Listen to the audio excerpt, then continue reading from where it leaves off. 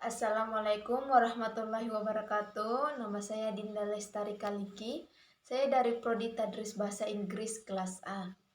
Di video ini saya akan menjelaskan beberapa materi tentang psikologi pendidikan. Dan materi yang pertama adalah metode kontribusi psikologi pendidikan.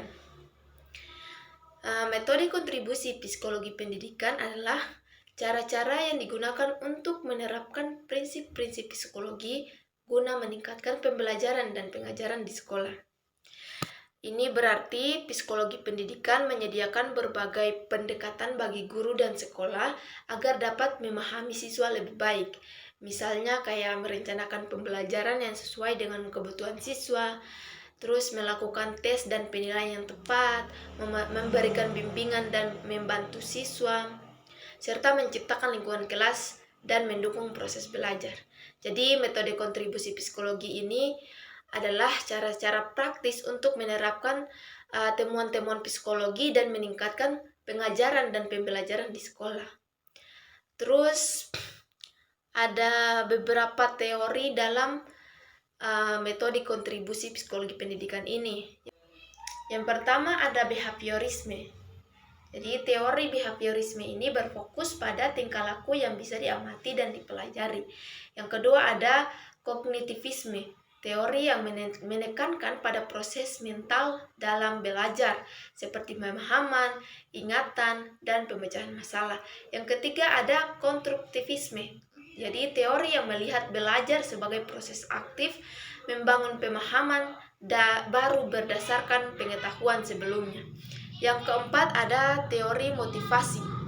Teori motivasi ini yang menjelaskan faktor-faktor yang mendorong dan mempengaruhi motivasi seseorang dalam belajar. Lanjut materi yang kedua yaitu belajar dan mengajar dalam perspektif psikologi pendidikan. Dalam perspektif psikologi pendidikan, belajar dan mengajar merupakan dua proses yang saling terkait. Belajar adalah proses di mana seseorang memperoleh pengetahuan, keterampilan, sikap atau nilai dari pengalaman atau pendidikan, sementara mengajar adalah proses di mana guru membantu siswa untuk belajar dengan cara menyediakan informasi, memfasilitasi pengalaman belajar, dan memberikan bimbingan. Jadi, belajar adalah apa yang dilakukan oleh siswa, sedangkan mengajar adalah apa yang dilakukan oleh guru untuk mendukung proses belajar. Lanjut materi yang ketiga ada teori pembelajaran. Jadi teori pembelajaran secara sederhana berarti pemahaman tentang bagaimana orang belajar. Ini adalah penjelasan dasar tentang proses belajar manusia. Terus ada beberapa teori pembelajaran. Salah satunya adalah teori pembelajaran conditioning klasik oleh Ivan Pavlov. Jadi teori ini menyatakan bahwa respon yang tidak sadar dapat dipicu oleh rangsang yang sebelumnya tidak berhubungan dengan respon tersebut. Contohnya, seekor anjing dapat belajar untuk mengaitkan bunyi lonceng dengan makanan. Ketika lonceng berbunyi, anjing tersebut mengasosiasikannya dengan makanan dan mulai merespon dengan mengeluarkan air liur meskipun makanan itu sendiri tidak langsung terlihat. Jadi anjing itu belajar untuk menghubungkan bunyi lonceng dengan makanan yang awalnya saat mendengar lonceng anjing akan mengeluarkan air liur karena melihat makanan, tetapi lama-kelamaan anjing tersebut akan mengeluarkan air liur hanya dengan mendengar bunyi lonceng, meskipun makanannya tidak langsung terlihat. Jadi anjing itu belajar membuat asosiasi atau hubungan antara bunyi lonceng dengan makanan. Oke. Jadi intinya tuh teori ini menjelaskan bahwa belajar terjadi melalui pembiasan atau pengkondisian terhadap suatu rangsangan. Dan materi yang keempat yaitu ada perbedaan gaya belajar. Gaya belajar adalah cara yang berbeda-beda di mana seseorang lebih mudah memahami dan mengingat informasi. Kan ada sebagian orang tuh yang lebih suka belajar dengan melihat gambar, dengan menonton video, ada juga dengan mendengar, dan ada juga yang lebih suka dengan belajar melalui gerakan. Jadi di sini ada beberapa gaya belajar. Yang pertama yaitu gaya belajar visual atau belajar melalui penglihatan. Jadi belajar lebih mudah dengan melihat seperti gambar, diagram, atau video. Contohnya tuh kayak siswa lebih mudah memahami konsep fisik jika disajikan dengan diagram atau animasi yang mengilustrasikan konsep tersebut. Ya. Jadi dia tuh belajar dengan gambar tuh dia lebih paham. Terus yang kedua ada auditori atau belajar melalui pendengaran.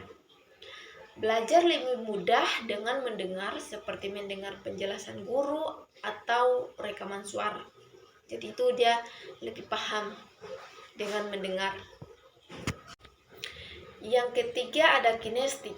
Ini belajar melalui gerakan. Belajar lebih mudah dengan melakukan gerakan fisik seperti percobaan lab atau bermain peran. Jadi kayak percobaan lab tuh kayak dia lebih ke praktek begitu. Jadi dia kayak gerakan kayak kalau dia praktek terus dia tuh lebih paham. Kayak peran tuh kayak dia dong ada pentas drama, jadi drama sejarah, jadi dia belajar sejarahnya tuh melalui gerakan-gerakan begitu.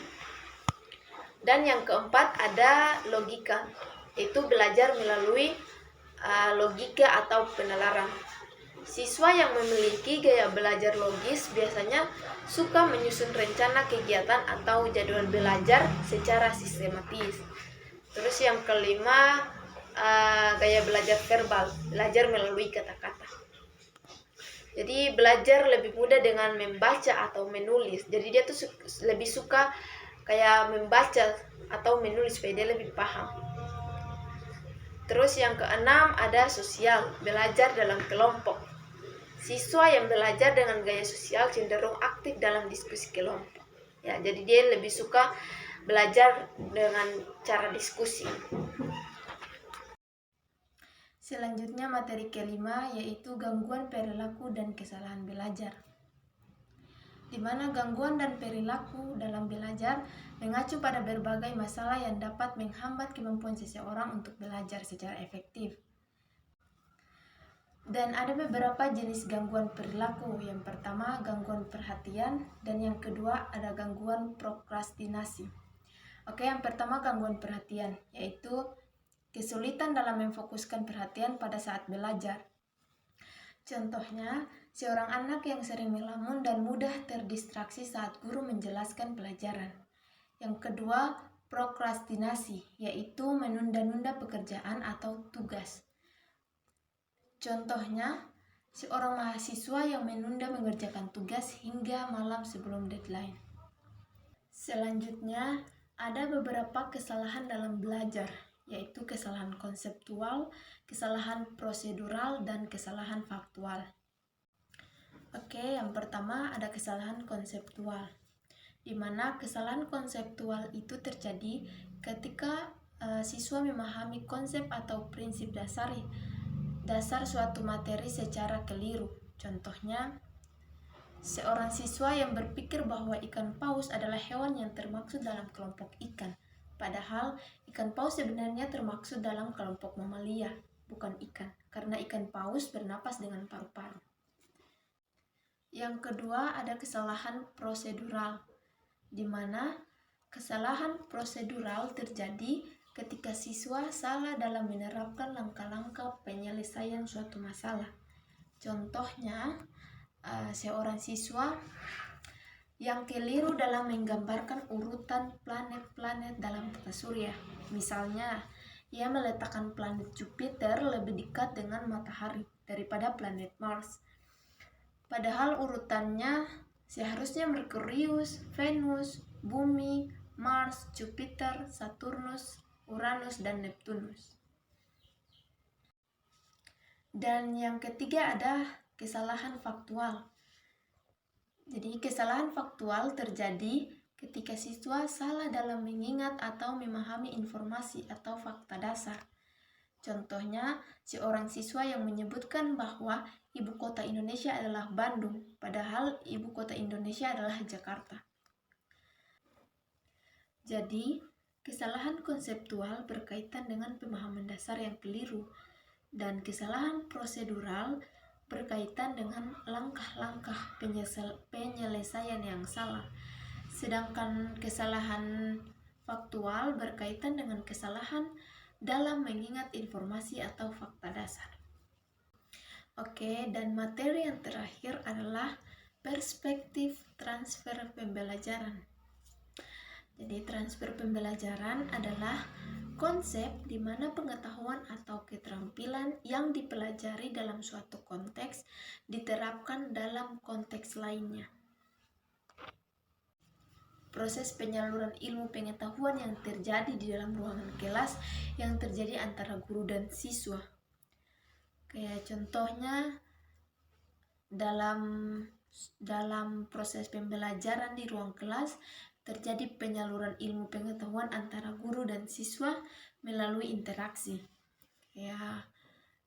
Guru menyampaikan materi, konsep, dan informasi baru dengan menggunakan metode pengajaran yang interaktif seperti ceramah, diskusi, atau demonstrasi. Dan siswa dilibatkan secara aktif melalui aktivitas pembelajaran seperti praktikum atau latihan soal, sehingga mereka dapat menerapkan pengetahuan yang diperoleh.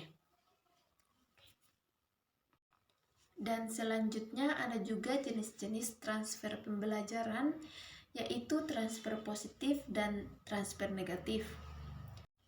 Oke, transfer positif yaitu ketika pembelajaran sebelumnya membantu dalam pembelajaran baru. Contohnya, jika seseorang sudah mahir bermain gitar, belajar bermain ukulele akan lebih mudah karena prinsip dasarnya mirip.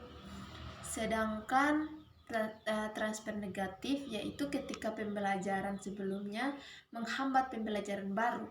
Kayak contohnya seorang yang terbiasa mengendarai motor kopling mungkin agak kesulitan saat mencoba memulai. Kayak contohnya seseorang yang terbiasa mengendarai motor kopling mungkin kesulitan saat mencoba manual motor gigi karena perbedaan dari sifat kontrolnya. Oke, jadi transfer pembelajaran itu sangat penting antara guru dan siswa. Mungkin itu saja materi dari saya. Terima kasih. Wassalamualaikum warahmatullahi wabarakatuh.